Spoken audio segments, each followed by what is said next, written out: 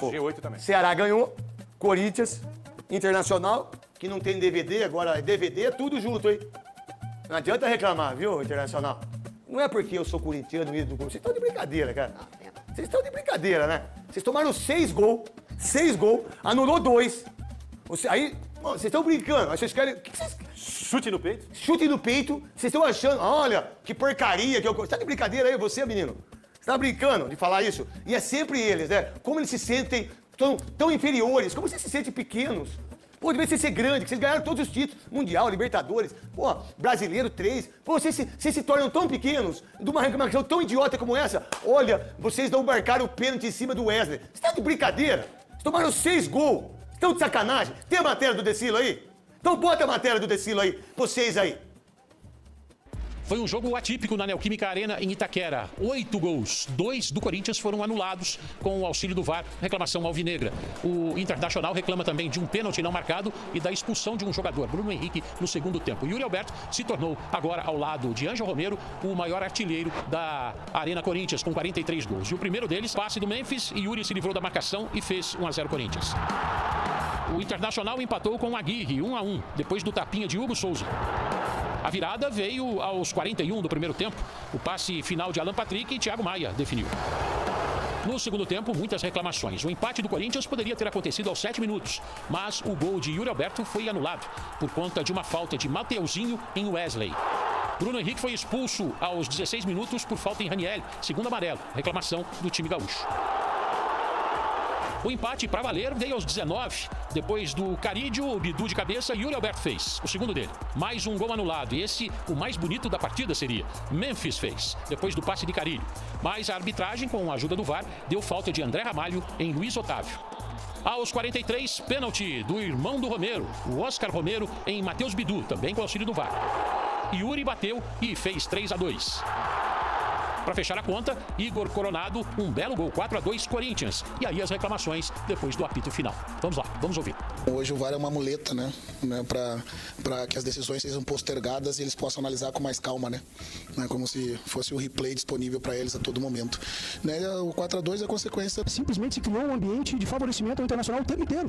Porque a anulação de 2 gols com faltas claríssimas em que a autonomia era do árbitro de campo fez com que se criasse um ambiente de completa instabilidade no jogo, fazendo com que aqui para nós até uma certa compensação de alguns lances para poder justificar erros que aconteceram na arbitragem. Nunca que isso aqui que o Bruno Henrique fez foi falta para segundo amarelo. No gol anulado, o Yuri Alberto já tinha tomado cartão, tinha tomado outro, tinha sido expulso também. Teve o lance do pênalti do Wesley, que o VAR nem chamou para olhar. Bota esse árbitro pra vir apitar jogo aqui, sempre vai ser assim mesmo, sempre assim. É 11 contra 12 dessa porcaria aqui. É uma declaração totalmente feliz, totalmente de cabeça quente, porque eu tô acabando de falar aqui agora que a gente, mesmo ganhando o jogo, a partida, nós não ficamos satisfeitos com a arbitragem. As decisões muito inseguras. Dois lances do Corinthians que poderiam ser resolvidos dentro do campo. É isso. Depois das reclamações todas, o que vale é o resultado final, Corinthians 4-2. Agora o Alvinegro, que está 100% com o Dorival Júnior, que estreou jogando em casa, vai jogar mais uma vez na Arena Corinthians na próxima terça-feira contra o América de Cali, pela Copa Sul-Americana. Vamos lá, por que os dirigentes do Internacional não foram dar entrevista do pênalti do Grenal?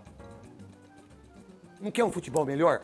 Por que o Corinthians não vai dar entrevista e reclamar de arbitragem depois da expulsão? Porque a única coisa no jogo, pra mim, como comentarista, apresentador, tava fazendo um jogo da minha rádio Craque Neto lá em Bararema. Um beijo pra todo mundo do CT Dardanhan.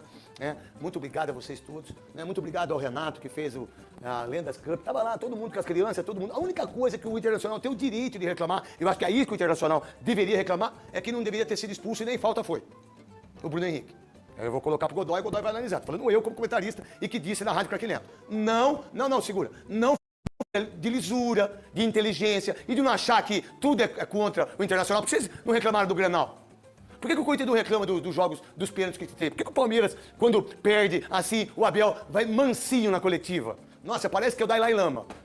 Por que o Fluminense, quando perde, o Renato Gaúcho, reclama de tudo? Por que o Mano, quando perde, reclama de tudo? E que a arbitragem é um lixo, o VAR é um lixo? É sempre pra vocês. Vocês não pensam no esporte, vocês não pensam no futebol. Vocês pensam exclusivamente naquilo que vocês querem falar na hora de querer falar do seu time. Do seu time. Não é verdade? Então, meu irmão, é o seguinte. Em relação à expulsão, eu quero botar... Dá pra colocar a expulsão pra mim aí?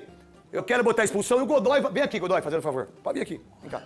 O Godoy vai analisar aqui a única coisa que vocês, torcedores do Internacional, o raio que o parta, pra mim, a única coisa que vocês têm o direito de reclamar é isso. Em relação aos lances polêmicos contra o Corinthians, o Godoy também vai explicar.